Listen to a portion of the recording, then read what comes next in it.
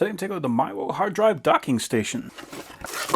There we go. This one is pretty unique because this is a 4-bay. Most of these things are 2-bay. So you're going to be able to hold a ton of drives in this thing. More importantly, this has cloning capability. So we got PM clone, power switch, power port, eSATA, and our USB connector. We got our USB plug to connect it to the computer. We got our AC power plug, and we got our power supply. So it says it's good for 100 to 240 volts. So that's good for international or domestic output, 7 amps at 12 volts. So the first thing I want to test is the clone. So I'm going to take this switch and push it over to clone. And the way this is going to work is the source is A. So we want to put the driver we're going to be writing from into A. And then B, C, and D are all going to be the target. So all the information that's on A is going to be copied to all 3 of these drives at the same time. So let's plug in power, and I'm going to plug in my source drive. And the source drive does have to be the same size or smaller than the remaining drives. So put in target B, target C, and target D. I'm going to turn it on.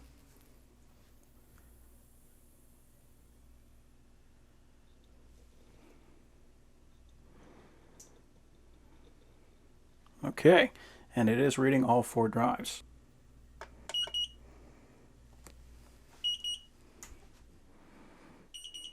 Okay, and we are cloning.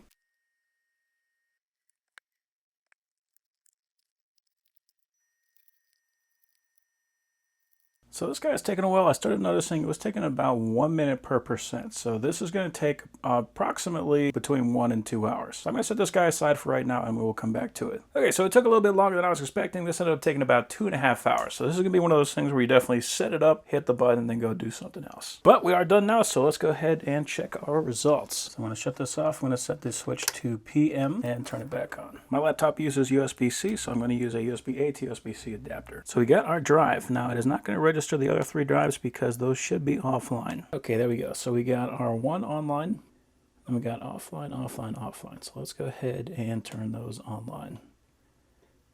Okay, and let's check the files.